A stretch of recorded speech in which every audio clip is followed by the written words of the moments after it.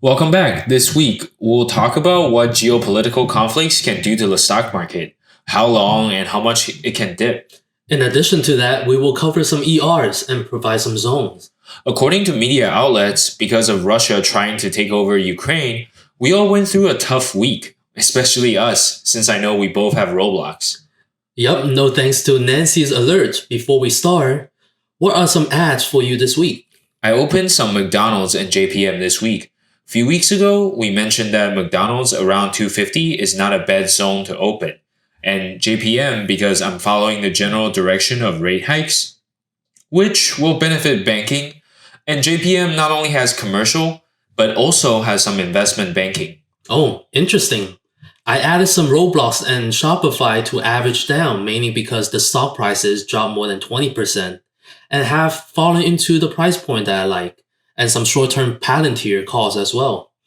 Sounds good. This week's market dumped on Russia-Ukraine tension, and I'm sure you are thinking, how long will this last? And how much will the market go down? Yup, and I know that you found a table with a bunch of historical data, so let's take a look. So overall, we can see that on average, the damage done to the market is short and not too bad. Looking at the earliest recorded and probably the most damaging event, which is Pearl Harbor, the market dipped almost 20% over a span of 143 days and took 307 days to recover. And just to be clear, 143 days is from the day of the dip to the bottom. And 307 days is from the day of the dip to the bottom and then to the spot of the dip, just so there's no confusion. Yeah, so that one is pretty bad, but looking at another one, let's go with the Cuban Missile Crisis. Basically, US and Russia flex off and supposedly might cause global destruction. It dipped 6% total and took 18 days to recover. Considering the fear at that time, 6% is likely nothing. But again, it was a very different market in 1962, I suppose. Here's an interesting one, the Munich Olympics. That's all the way in Germany. I had to look it up, but apparently it's some Israeli athletes got kidnapped by terrorists. That took the market 42 days to drop 4.3%, and then recovered 15 days after, so pretty much sideways, just slightly down. Yeah, if that dragged that long, I would even say that the terrorist attack is just a spark of a correction, and a small correction at that, not even at 5%. If you think that's too far in the past, let's take a look at Iraq invading Kuwait in the 90s. That one looks like the most significant since Pearl Harbor. It dipped around 11% and took about half a year to recover. Well, look at 9/11, big dip on the first day for 5% and total at 11%, but only took about a month to recover. That's pretty quick, I think. They took down a building in New York. You would think people are cashing out and hiding those cash on their bed again. Here's a funny one. The North Korean missile crisis, everyone knows their missile don't work. I'm gonna bust this bunker with the ex-wife. With the what?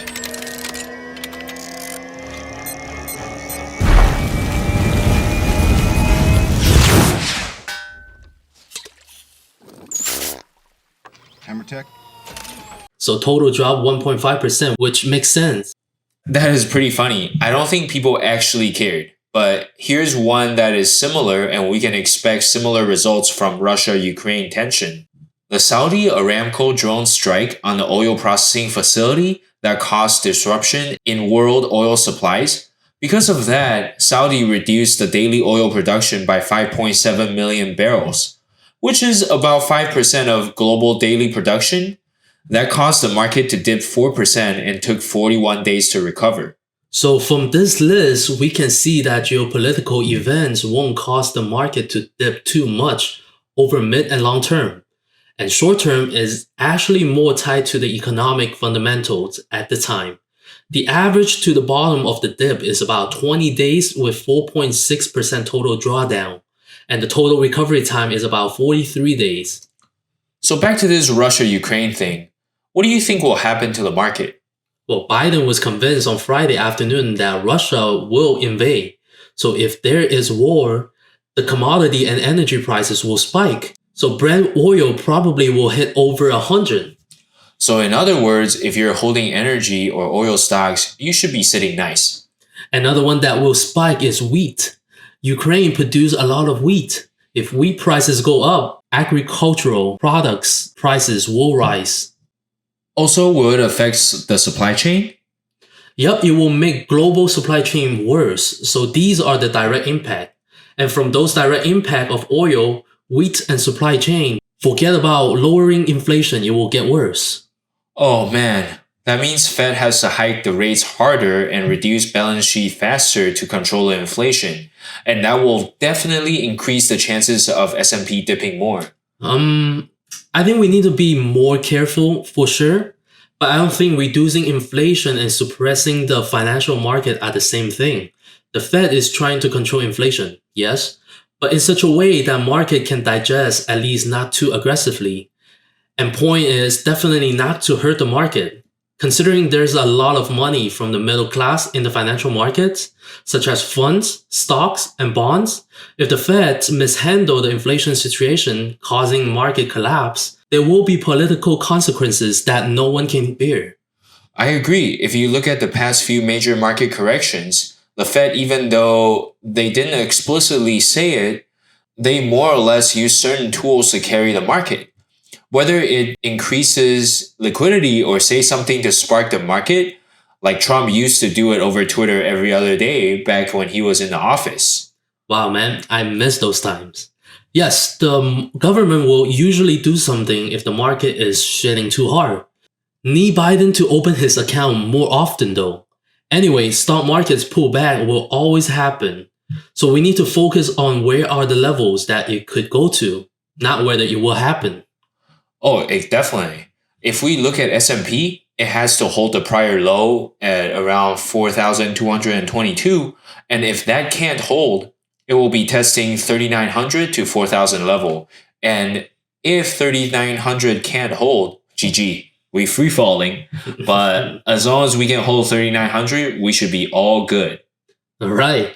Well, shares of NVDA slipped about 3.5% after earning on Wednesday, reporting a strong financial Q4 number, and they provided a pretty nice forecast for its current quarter ending in April. So why did their stock prices drop? We'll get back to that. Let's take a look at their numbers first. NVIDIA reported $7.64 billion in revenue, up 53% year over year, and adjusted earnings were up 69% to $1.32 a share. Street analysts were expecting revenue of $7.42 billion and adjusted profits of $1.23 a share. So a nice double beat here. For the full fiscal year, just so you know, it ended in January, the company posted a total revenue of $26.9 billion, up about 61% with adjusted profit of $4.44 a share. And that's about 78% up. NVIDIA said gaming revenue in January quarter was $3.42 billion, up 37% compared to a year ago. And data center revenue was $3.26 billion, up 71%. Revenue from the professional visualization segment was $643 million, hit a triple percentage growth, up about 109%. But their automotive and robotics segment was $125 million, down about 14%. Amazing growth, but gotta work on their automotive and robotics segment. Speaking of which, it announced a deal with Jaguar Land Rover to surprise the company automotive platform to all new Jaguar and Land Rover cars starting in 2025. I feel like this will soon be one of the company's biggest businesses. For sure, EV cars are the future. I'm sure they can play a big role in it. And as for their forecast, NVIDIA is projecting revenue of $8.1 billion, which is not a huge projection. Also, keep in mind, there is a $1.36 billion charge in the quarter to reflect costs related to its terminated agreement to buy ARM from SoftBank. It will reflect on next quarter's EPS, but I don't think that is a reason for the stock to drop after this amazing quarterly report. Well, overvaluation is definitely taken into consideration in the current market. Also, investors seem to be focusing on the company's expectation for gross margin to remain flat in the current quarter. So what is your buy zone? NVIDIA closed at around 236 for the week. I think I want to see the stock price pull back to around 190 to 200. With the current PE as of today, which is 63.69, I think that zone is reasonable, or rather, that I'm more comfortable with. The market might give it to us next week, as President Biden says he's convinced Putin has decided to invade Ukraine. When there's war, there's always a buying opportunity. We also have another big pooper of the week, Roblox. Roblox is down about 25% this week. The main reason is because Roblox engagement and monetization rates decelerate. I mean, it's kind of expected because kids are returning back to school. I think this is a very divisive stock. The bulls believe in its gaming platform, and the bears believe Roblox's growth peaked during the pandemic. What do you believe in? I think Metaverse is not my reason to hold Roblox. I like Roblox because I'm bullish on gaming, and it's a platform that allows people to develop different kinds of games on it. As long as people are developing and playing games, I think it will continue to grow. The only thing I don't like about it is the resolution of the game sucks. Everything is so blocky. But I'll let it slide for now since it's called Roblox. But I'm sure it'll only get better. I'm a buyer around the current level, but I don't think this stock could return back to $100+ anytime soon, unless Pelosi says otherwise. Thank you for watching. If you find this video helpful, feel free to give us a like and subscribe for more content like this.